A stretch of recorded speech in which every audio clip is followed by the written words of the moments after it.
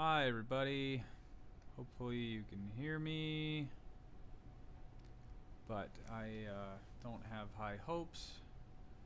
The internet is not working, so we might have to do this tomorrow night instead. Are you getting anything? It's loading.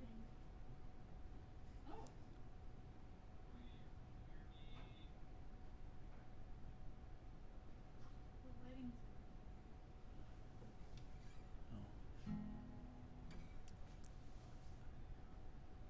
Oh. Okay, looks like it's working. It is working.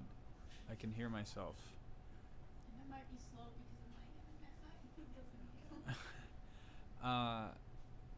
So I'm just gonna go ahead and go for it, and we'll see how how how well it tracks. I'll watch it after, and if it doesn't work, try and do it again. If you are watching, you can shoot me a comment, but it doesn't look like anyone is watching. So, which is just fine, because I'm going to do it anyway. Um, so, tonight is guitar night. So Tuesday nights I do theory, and Thursday nights I do guitar. I've been playing guitar for a long time, so I figure I can help a little bit in your own guitar pursuits, just from my perspective as a guitarist. And the thing that I want to talk about tonight is learning all of the notes on all the frets. I think one of the most daunting things for guitar players, especially guitar players that learned like me, learning rock songs through tab, that kind of thing. I wouldn't, until a couple of years ago, I wouldn't have been able to tell you what notes I just played.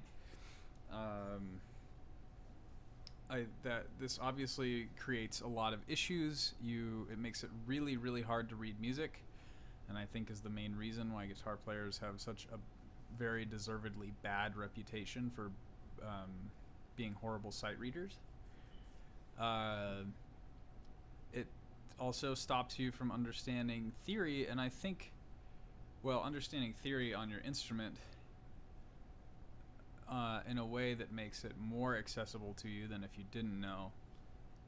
And it also will, if you don't know the notes on your guitar,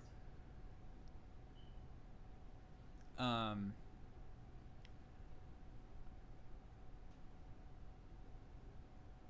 got distracted. It's okay. It's okay. It's okay. I can get distracted. Oh, I got one person watching, which is Lana. Oh, you're not watching? Oh, someone else is watching. Woo! Okay, so back to what I was talking about. Why you want to know how to play the notes on your guitar? Being able to sight read, huge. Being able to connect the theory to your instrument is also a really big deal. Knowing that you're playing a C major chord is good. Knowing that you're playing a C, E, G, C, or an E is even better. For so many reasons. Just because you know it closer than you did before. So this leaves sort of the question of, how do I do this? Because the guitar neck is such an ambiguous thing. There's no white or black keys. We do have dots that help, but the dots don't signify a specific note. They signify a number. And depending on which string you're playing on, that changes the note. So it becomes really nebulous really quick, and everything starts to look the same. And so it becomes a lot easier to think in shapes than it does to think in notes, or like a scale shape, instead of thinking like, oh, I need to play an A, a B, a C sharp, an E, a G sharp. not a G sharp, F sharp, and then an A. See, I'm still slow. And shapes obviously get a lot more efficient than thinking through each note. But I hope that I forgot that F sharp because I was nervous, not because I don't know it.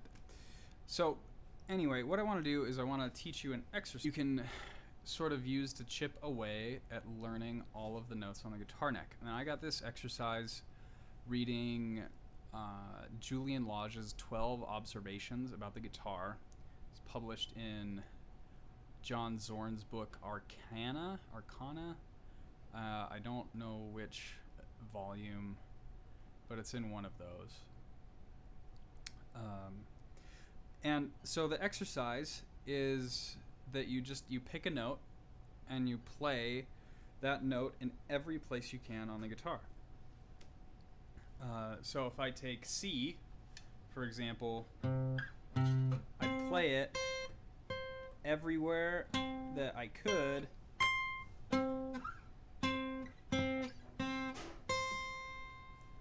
and get familiar with all of the C's that are available to me on the guitar. And he says to do it in time. Now that's a great exercise if you have a general idea of where C's are. Like if I can find one C, I can find another C because I can know the intervallic fret relationships. Like, oh, that's an octave, that's an octave. I know the E strings are the same, that's an octave down.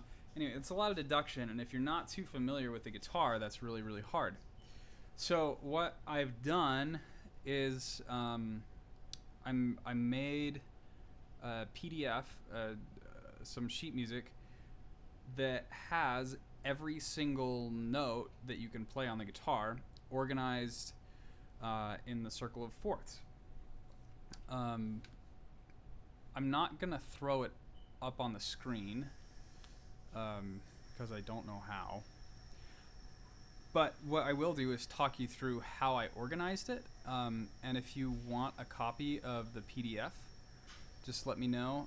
It looks like there are 2 people watching. And if you are watching, can you send me a comment? Okay, there we go. Nice.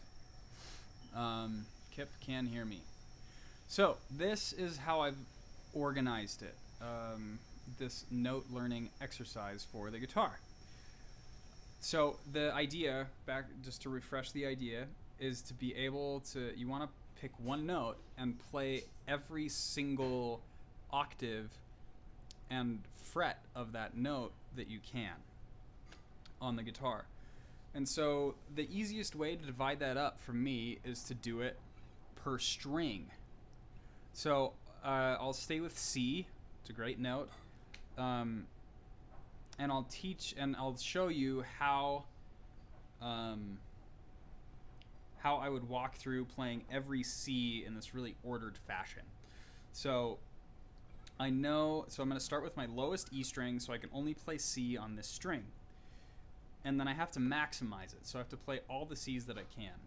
Now because there's 20 frets on an acoustic guitar, there's 24 on some electric guitars, which means you have 2 octaves. But on most guitars, you have 20 or 22, sometimes 18 if it's just depends on the guitar. So you kind of have to work with the instrument that you have, but you need to maximize the notes per string that you can play. So if I take C, I know that I can play C on the 8th fret of the E string, which is a 6th up from E. A minor 6th, which is 8 half steps, so you can count that up. And that gets me to C. So I know that's C. And then I know that I can play 1 octave higher on the highest fret of the E string, which is the 20th fret. And both of those are C.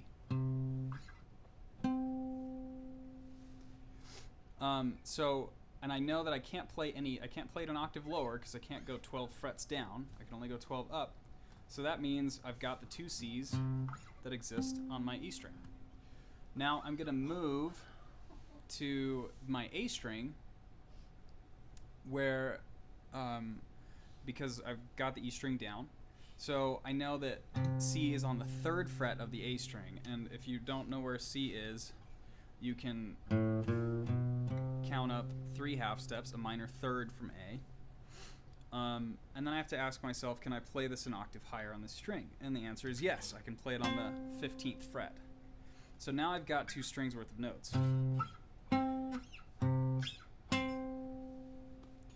So those are the C's that you can play on the E string and on the A string. Now I've got the E string knocked out, the A string knocked out, and I got to move to the D string and find the closest C that I can play on the D string. Now D is 1 whole step higher than C, which means I can't. This C is now off limits to me. I can't play it on this next string. I can't go low enough, so I have to go up to the next octave, which C, the next octave up, is going to be on the 10th fret of the D string, which would be 2 frets down from the 12th fret, 1 whole step down from the octave. Now I can't go the octave up because I don't have enough frets on this guitar.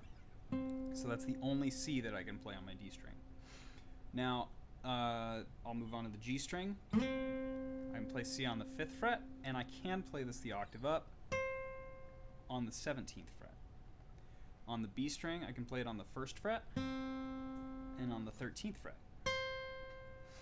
And on the E string, I can play it on the 8th fret and on the 20th fret. So what's nice is these strings mirror each other. So once I've got that figured out, hey Lana, is my phone over there?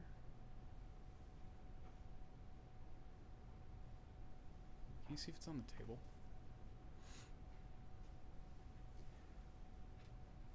Once I've got that figured out, my next quest is to do it in time.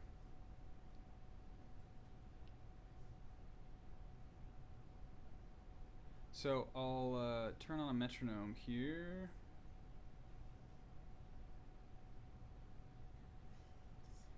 And I'll put it at a nice, easy 60 beats per minute, and I'll do it in quarter notes.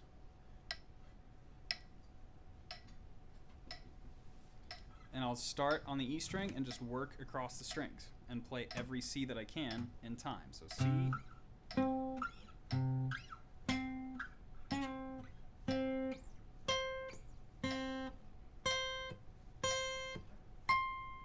I work backwards.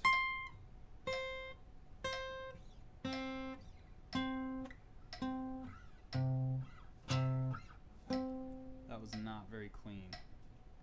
I think I missed my G string entirely. There we go. Yeah, so you see that I am not as well practiced as this as I should be as a teacher. That's why we practice, so we can know things better. So once I've done that exercise in time, the next, and I want to do it a couple times. I want to repeat it 5 or 6 times, and that way I get really, really familiar with where all these notes are. Now the next step is to randomize them. So instead of playing it organized per string, I'm just going to play random C's, and I kind of like to speak to myself either out loud or in my head and say the name of the note that I'm trying to play, and that reminds me of what I'm trying to do. Instead of just moving my fingers around, I try to talk myself through it, and that's for the sake of learning. So it'd be something like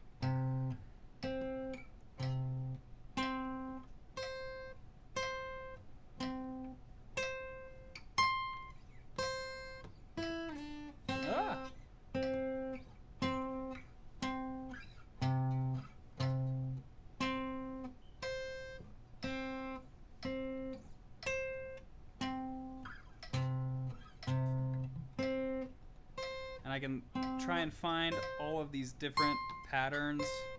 I can try and do a different octave each time.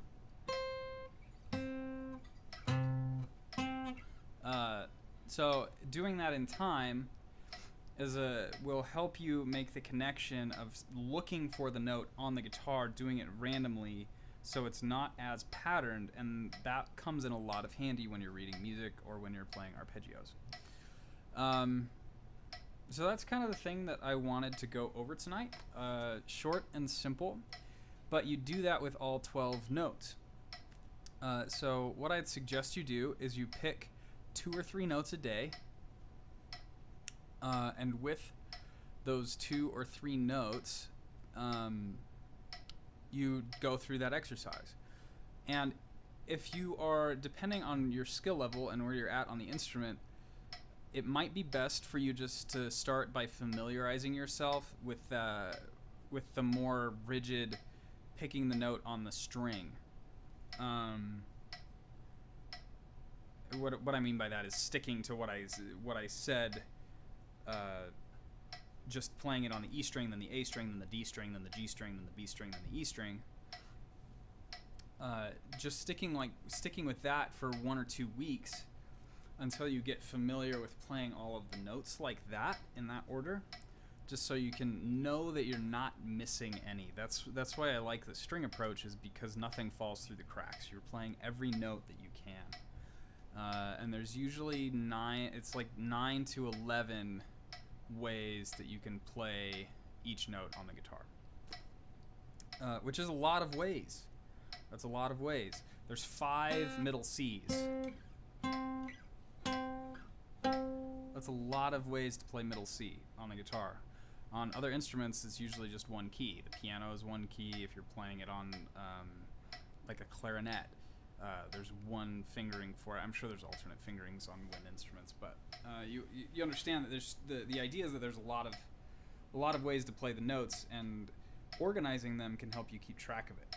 So back to what I was saying is, you want to do the exercise.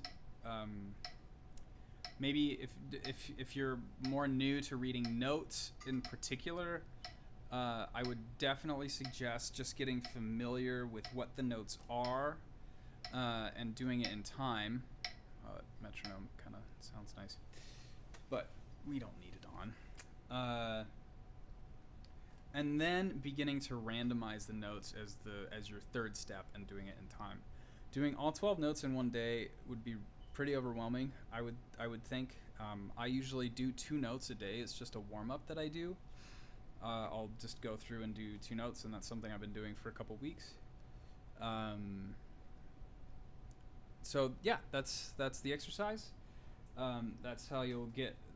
The best way that I found to get familiar with the notes that you're playing, and being more acquainted with the guitar in that way. So hopefully this is a helpful lesson for you. I have some sheet music that I've made where I've written out each note on the guitar through the circle of fourths. So all 12 notes. And you can buy that PDF from me, and I'll send it to you, and that can be an aid in helping you figure it out and keep it more visual. I will post details about that probably in the description of this video. So that's all I have for you tonight. I hope you find yourself well wherever you are, and thank you for watching.